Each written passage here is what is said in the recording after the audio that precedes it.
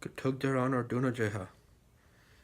Chéalaíomh, is mis dróin, agus bhailte roiid isteach. An bhfuil tú go maith. Well, this is it. I am going to show you guys my garb, my robes. Now, when I said robes the first time in that video, you're probably thinking of robes in a different way. In the traditional sense, the Druid wore a long tunic below the knee, at ankle or above the ankle, long tunic. No hood was common. Now, this all depends on, are we talking about the Druids based off of which time period and also in which location? The Iron Age Druids would have looked much differently than maybe people still actively fulfilling the role as Druid in the 9th century in Munster. So this is my new tunic. This is a material that I got from Lithuania. It's a nice flax linen. It's a medium weight. It was raw, so I had to soak it for 5 hours, and then I had to wash it the right way and air dry it. But as you can see, it's the nice organic colors. It's undyed, and it's got a nice weave to it. Check patterns were common. So this is the setup of the tunic. Now, the length of the bolt of fabric was 60 inches, so I opted to keep it the same and not add extra fabric to my sleeve length. So I have like a 3/4 sleeve.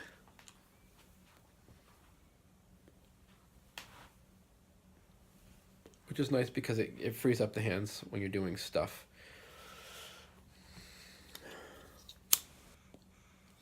Let's take a look at how I dress this up,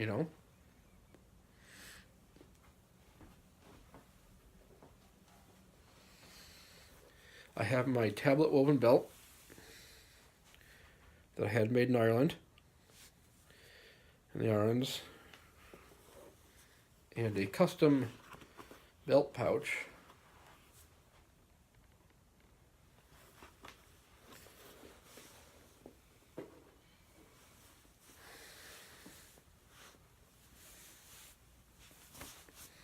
So I like to keep my tunics belted. It allows me to carry a blade and my pouch.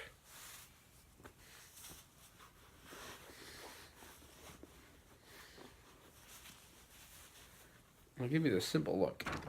See if I can give you a more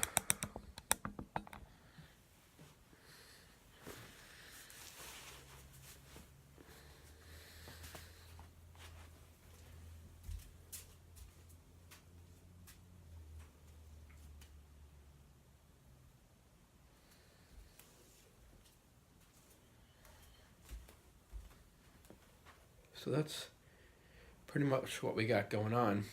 Now this is the under tunic. The under tunic was important that I have because my old one got rubbish. I think the original fabric that I was using was like muslin, but it was muslin. It was Osnaburg. So I'm shooting for more of like historically accurate fabrics and thread counts and patterns. I think that's amazing. And it'll only get shinier, silkier, and softer the more you wear it and the more you wash it, take care of it. It's linen, so. Now, how else can I make this look more druidic? Well, I have my cloak from Scotland.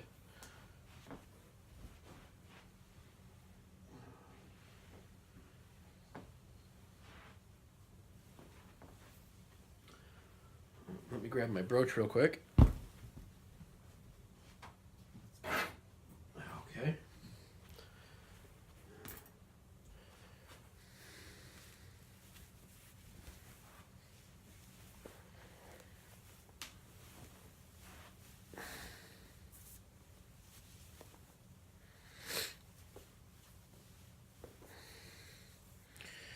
I like to take mine, I wear one side down, and I pin my left shoulder.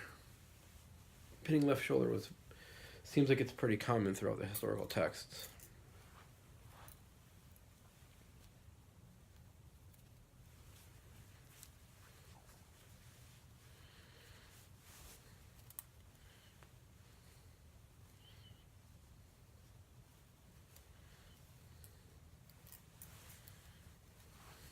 There we go. Throw my torque back on.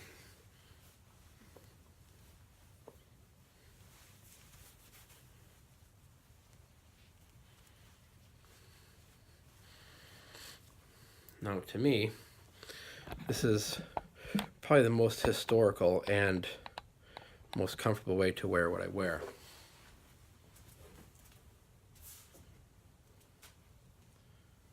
Move my pouch over a bit.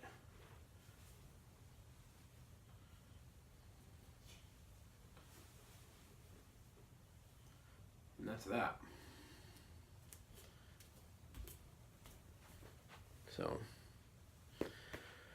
this is how I'd probably wear the garb most of the time, though if there's something a little bit more ceremonial or something a little bit more formal, I might opt to add one more piece to the outfit, of which would make the outfit a little bit dated later, which is more of a monk style robe to it. So to show you that, bear with me real quick.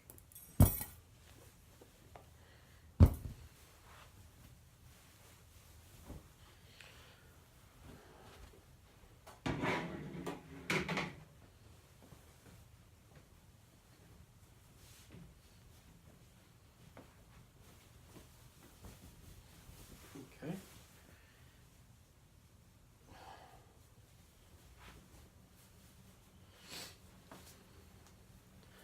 Now I could wear this off-white monk's robe type thing with this, and then also put my cloak back over that.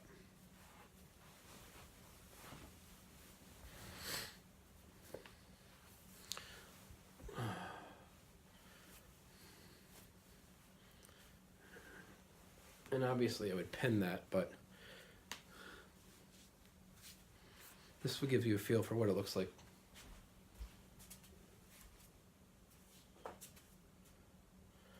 So it does have a sense of more of a modern Druid type of look to it because of the robe. But it's nice for formality to have something a bit more Druidic looking. Now, hoods, like I mentioned, were not common to a much later time period. So to have a hood on something like this makes a lot more sense. But I wanted to show you guys another option. Take the cloak off, take the robe off. All right. Now remember my April Fool's joke when I was talking about, sorry about that. My April Fool's joke when I was talking about that blanket. Basically, the cloak was always nothing more than just a large wool blanket. And there was many different ways to wear it. So I'm going to show you, using that cotton blanket, what you could do, say if you had a nice off-white wool blanket or something that was variegated or speckled, to use as a cloak. Instead of getting something like I have from Scotland, you can just use a nice heavy wool blanket.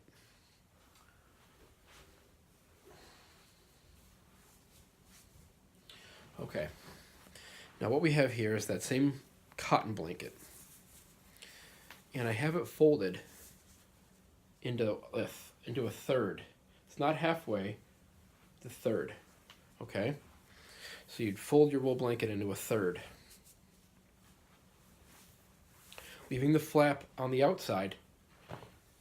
You do this. Okay, so the flap is in the back. Pull it to about your nose, maybe your mouth. bring it in, and then bring it over to your left shoulder. Pin it with your brooch.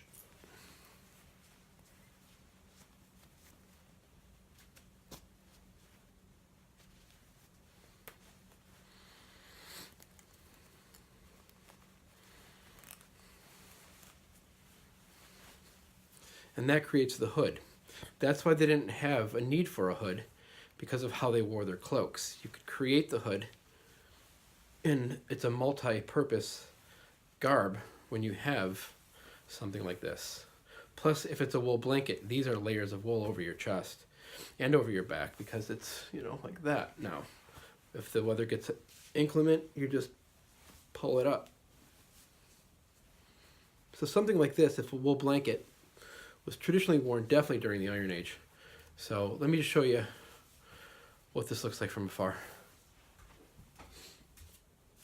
Oh, let me adjust this camera a bit. My bad.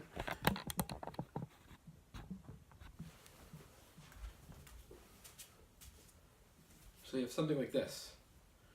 And it still allows you to, depending on the size of your wool blanket, you know, to bundle up a bit. And if need be, just throw this over your shoulder. You can throw that over your shoulder too if you need to. You still have it on. So that is how you would wear a wool cloak or a wool blanket as a brat. Sorry for this constant adjusting. But yeah, a wool blanket is worth its weight in gold. I did a video about wool blankets. I think that was my 50th video. So that's basically it, guys. I just wanted to show you my, whoa, my garb here. I got to finish the neckline. It's still raw. I got to hem it. But, you know, my sleeves are done. And I'm going to fringe the bottom a bit. So I hope you liked it. For me, it's personal opinion, and you know, looking at history and research, and it's also preference about what I like to wear for ritual and what I like to wear in my portrayal of the Druid. I like the natural colors, the organic, non-dyed fabrics. But I also don't like that whole white-robed, bleached, cottony, you know, I don't like that stereotype that we have with the imagery that modern Druids wear. So something like this is a lot more, you know, Celtic, a lot more Gaelic. You know, it's got complexity, it's got structure, it's got pattern. So yeah, hope you enjoyed it, and guys, have a great night. Slán go fóill. Iar.